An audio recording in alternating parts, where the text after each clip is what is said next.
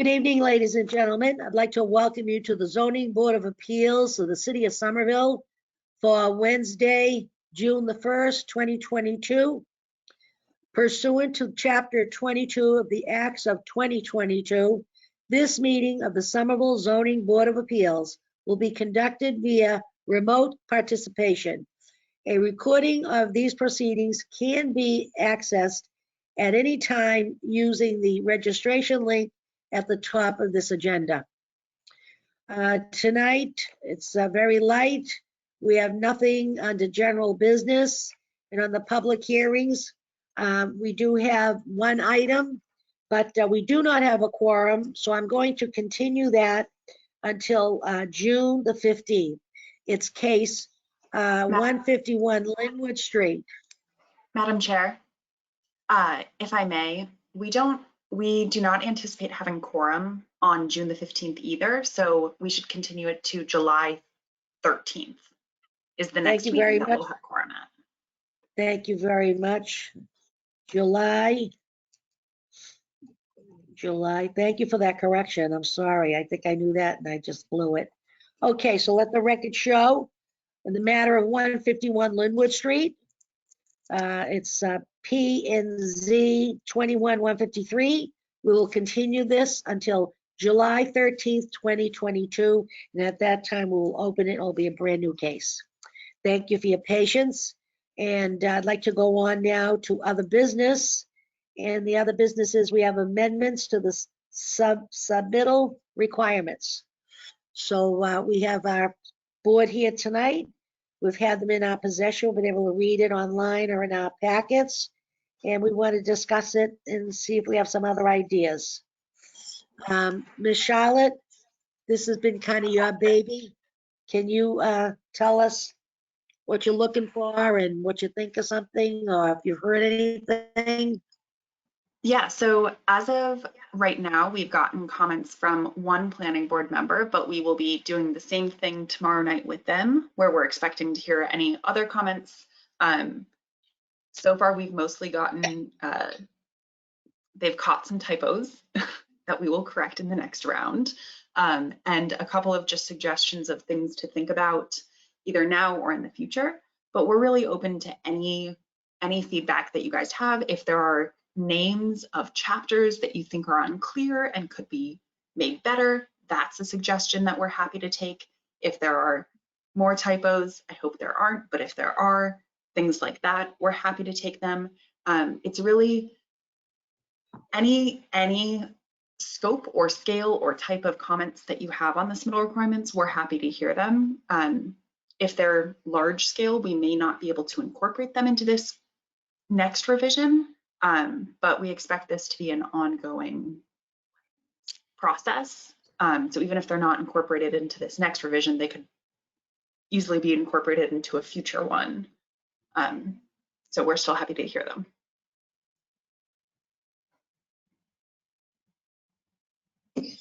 Excuse me.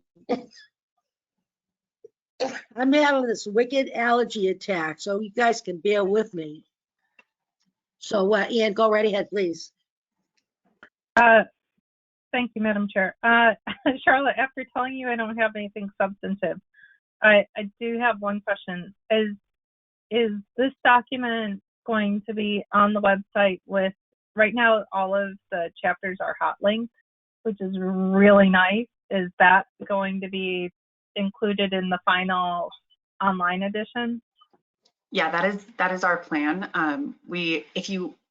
If there are any hot links that you've used and aren't working, please flag them for us, because those are not especially easy to get, because they all look the same. But it is our intention to have it be hot linked and bookmarked with each of the chapter headings to make it as easy as possible to navigate the 63-page document as we can make it. Yeah, it's a very simple feature, but it's really helpful. Yeah, I think the idea of this going forward, I understand the concept of it. It's good for the city, but it's good for the applicants. It's good for their staff. And the the more user-friendly it can be, it just makes it more streamlined. And I mean, I hate to say something like this, but also it weeds out the people that don't always do the right thing. You know, you've got this in front of you now. It's in black and white. It's easy to get access to. You know, you just got to go step by step by step. So I think it's a good thing. Even for us on the other end of the coin, we don't always know the steps that have had to go through to come by the time they come to us. And I think that's a good thing for me.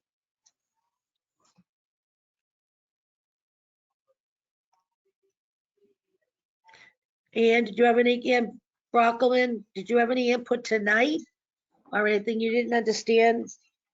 I don't have much to say tonight on this. And I know sometimes you guys are more up on your reading and stuff than me. I skimmed it. I'd be happy to go through it in more detail and email you comments. Charlotte, is there a drop dead date? Or was that today? Our goal was to have all comments incorporated by, or to receive all comments by Friday, because our next step after tonight's meeting and tomorrow's meeting with the planning board is to kind of meet as a team, look through all the comments we've gotten, all the comments we've heard, and work on the next draft of, hopefully it should be some like fine-tuned tweaking, and that there won't be many changes. It'll be things like, this word was spelled wrong, or we used of twice in a row and that was a typo. We're hoping that it's going to be small scale things, but if there are bigger scale things, when we give it to you next time, we're aiming for the July 13th meeting. I'm not guaranteeing that, but I think that is possible. We'll go over any non kind of typo level changes. If it's just typos, I don't think we need to go over them. Where is a list of documents they need? I think the explanation is good in terms of process. So diagrams. You know, where does it say? In some cases, you know, if it's a side yard, you know, draw your neighbor. That type of like what graphics to help support your case. I'm trying to look for that. So we I see with it. hardship variances, it was a little hard to do that because hardship variances can come, you can have a hardship variance from fenestration requirements, and that's going to be a very different set of drawings that we need to understand compared to side setback or rear setback or building height. So there are so many possibilities of what could be applied for as a hardship variance that we kind of left it general, and it'll really be up to the planner working on the case and understanding the details of what exactly are they asking for, to work with the applicant to identify which of the drawings are necessary. Building elevations might be necessary. If they're necessary, we have a definition of what those mean. If they're not necessary, but a site plan is, we have a definition of what a site plan means, but having a list of, you need building elevations or you need a site plan, we felt was not the best use of time. Yeah, okay. For example, a tree plan, right? Is there a definition of where do I go to? Like I see tree plans listed. If you're looking for the definition of what, so it's laid out with each development activity having a list of required documents, and any document that is defined in or that is included in that list, with a couple exceptions that I think are pretty clear, will be defined in chapter 3. So if you're looking at the tree plan and you're like, I don't know what's in a tree plan, you can go to chapter 3. And at the beginning of chapter 3, we have an index of all of the documents that are defined in that chapter. And you can click on tree plan, it'll pull you to that and give you an explanation of kind of the information that we're looking for and why we need it, those sorts of things. Yeah, I see it now. Yeah. It For looks example, like there's tree a general. Oh, I was just gonna say, we used to see tree plans that don't show removed trees, right? It shows new trees. But this does say, you do say exist, remain, and remove. So that's clear that you have to show both. Okay. Yeah, for example, the tree removal ordinance, in order for our urban forestry staff to make sure that they're catching everyone who's coming through our division who might also need a tree removal permit, having applicants identify what trees they're removing helps us flag that earlier so that someone doesn't remove a tree illegally. Yeah.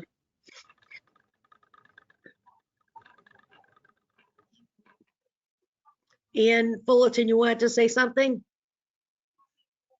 So I was looking at, it looks like under each activity, each primary activity, there's a general requirements table, and that's what establishes what documents are required for that type of activity.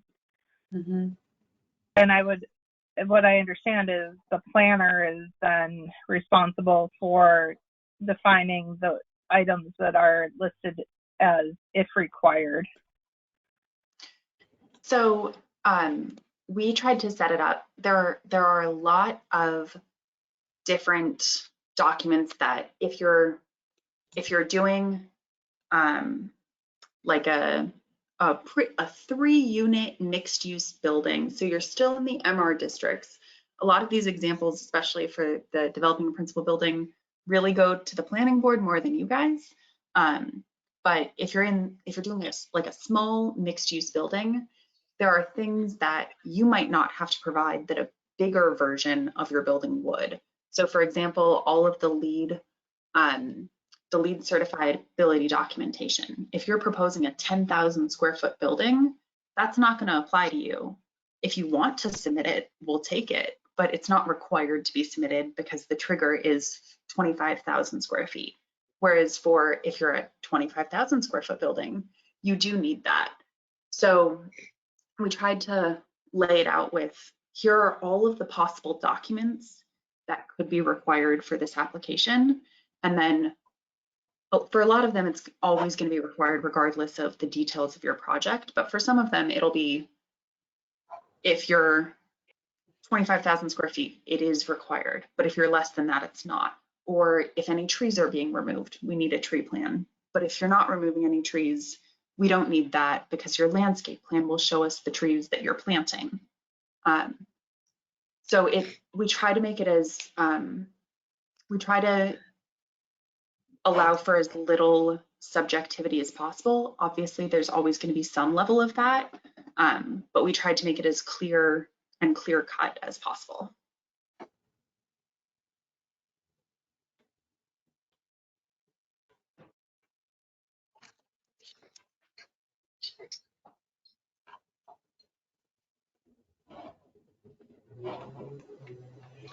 So it looks, I'm just going through the steps to pretend I'm applying for a variance hardship. It's mostly online based now, which is great. And then you can print a copy, yeah, okay. Maybe it's been online based for a while. Yeah, we tried to do paper copies for a couple of months at the start of COVID, and it just Didn't work. did not work. Because I don't, for example, when we get the narrative from the applicant, it doesn't look like it's in this format. Some people are still going old school, like making a PDF letter. That's their choice. We get it submitted as part of the packet, but they could just do it this way, right, online. So we, if you're talking about the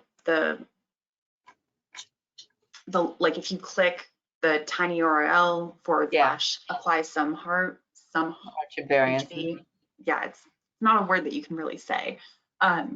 We use that to help give staff an understanding of generally what they're going for. We don't expect those arguments to be fleshed out at all, but having an applicant kind of broadly identify what their plan is helps prepare us for when we have the pre-submittal meeting with them of, do you seem to have a clear understanding of what the criteria are, what you're applying for, those sorts of things, but it's not expected that they have a detailed, fleshed out argument at the stage that they're submitting that form. So it's really just like, you can write one sentence and that is sufficient. We are not checking how strong of an argument it is at that stage. And then we have the pre-submittal meeting, and then they go home and make a more complete, coherent, full argument, which eventually gets transmitted to you guys. It's really just to identify themselves to you, and then do they get a case number or it goes in your queue automatically? Yep.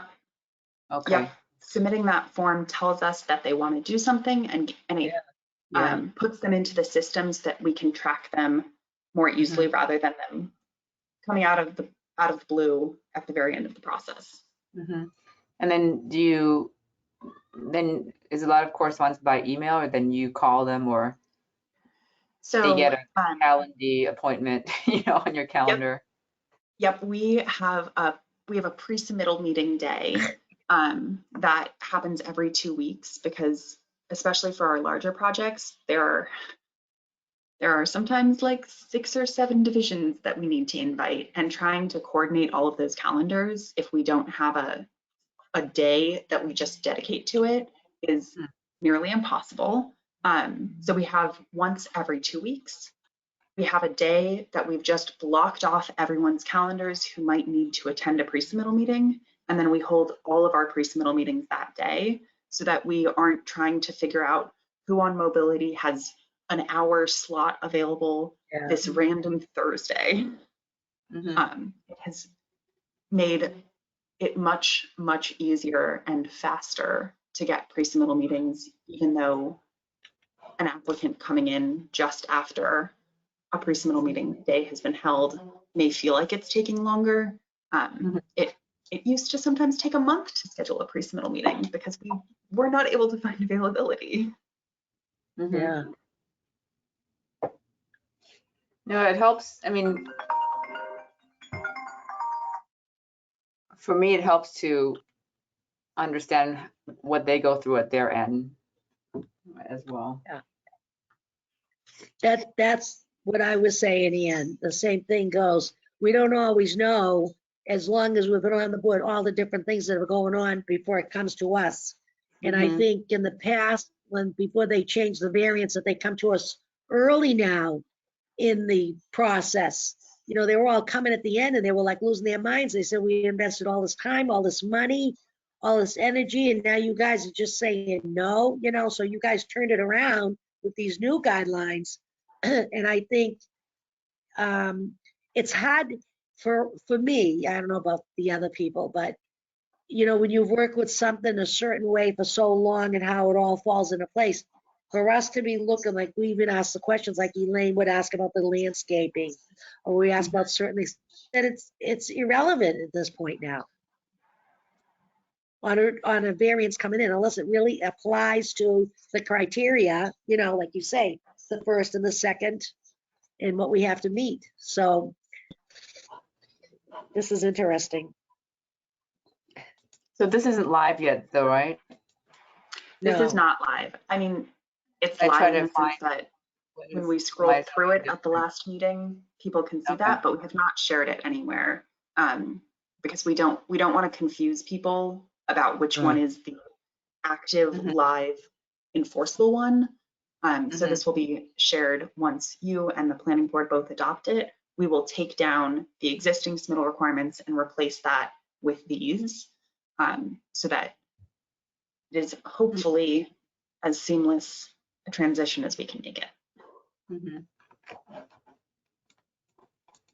So we can go away from this tonight, and you want to hear from us by Friday, because planning's working on it tomorrow night. Yep, yeah. We'll be working on it Friday morning. Okay, tell me something. Are you, do you mind, or do you think it's not a good idea if I want to log on to the planning meeting tomorrow night just to hear their angles? Is that okay with you? Yeah, you're more than welcome to, especially because they have meetings set up the same way that you all do. Even if all of you were Yeah. to log on, none of you can interact with each other. So there wouldn't be a fear of it violating open meeting law because you'll all just be sitting there and listening, and that does That would not be a help to constitute me. discussion. Can you webinar, can you send me the info so I can log on tomorrow? Yeah, I will send you all the agenda. Oh, thank you. They have a couple more cases than you guys do, so it won't be the first item on the agenda. Yeah, Ian Fullerton.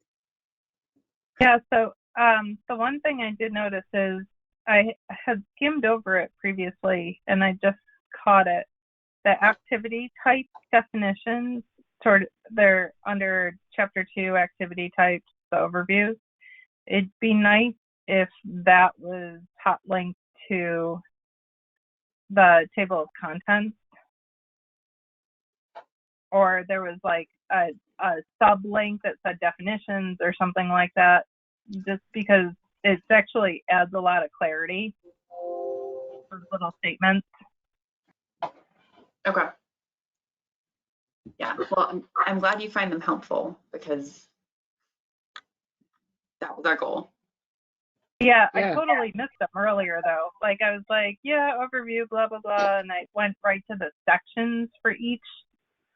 But for somebody that's like a non-familiar user, certainly sort of trying to understand what, like if they want to do a backyard cottage or something like that, turn their garage into a backyard cottage and add a floor to it, they may think that they're doing like developing a building component, but this sort of helps define that. Mm-hmm. So are you saying from the table of contents, have a hot link to that? Okay. Yeah. That is a very easy change to make. Is that Yeah, Oh, cool. that's what I was gonna ask you. Yeah. What's The the hot hot link again? linking, just like with any Word document, how you can link to an outside website, you can also set it up so that you can link to different locations within the document. So that's what we've done with this, where and then when you print it as a PDF, those get preserved. So when you click on any of the blue links, some of them are to outside web pages, but a lot of them are to other places in the documents that if you're reading chapter 1 and you're looking at that overview and you're like, oh, I want to see what chapter 3 looks like. I just read a summary of it. Right. You can click on chapter 3 and it'll pull you directly to that. One thing that we did briefly consider was having a link back to the table of contents on every page, but I think we've decided against that because the table of contents is page 1. So that's pretty easy to navigate to. Yeah. Like you just scroll all the way to the top of the document and you can find the table of contents right there. But if you all think that that would be helpful, we're happy to include it. We didn't think it was especially beneficial considering how the document's laid out. But the applicant's going to get, I mean, will this turn into a web interface or this document? So Are these pages in the web or it's literally a PDF that you're downloading? It'll be a PDF that you're downloading. Turning it into a like web page that you can navigate, while that would be fantastic and is a goal, is It's a whole not nother something project. that I think that's a whole nother project. And I don't think we have the technology right now that is really set up to make that successful. So we decided we decided to do it as a PDF. And if we get that technology in a year or 2 years, that is certainly something we've thought about. It just, we didn't think that it was feasible based on where we are right now.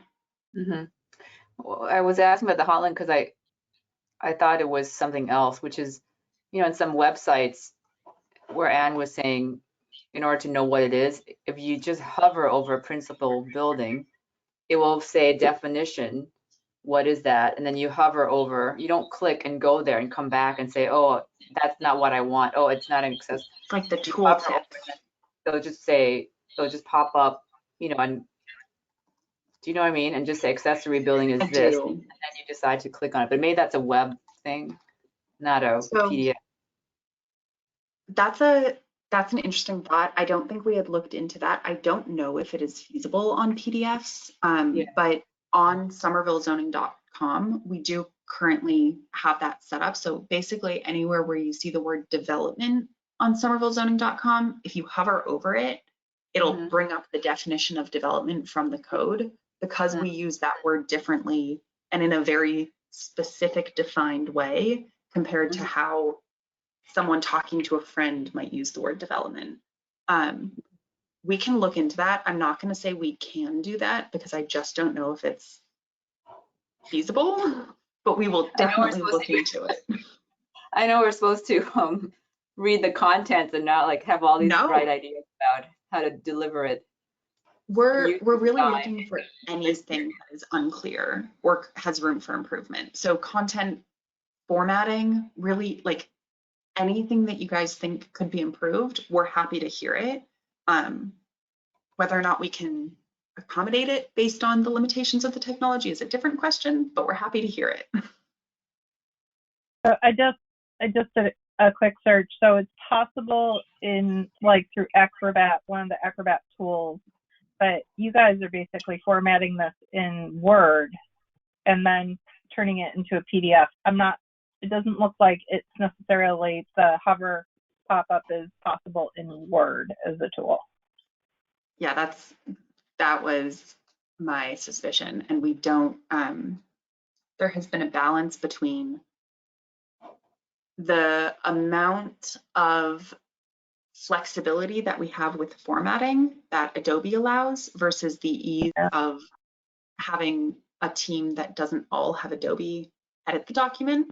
And we landed on the side of it's better to have the document be accurate and easily editable compared to nicely formatted, because we expect this to be a living document and have it being updated Mhm. much more frequently than, for example, a neighborhood plan, which formatting is much more important for that because it's a long-lasting document that's adopted once and then not really updated.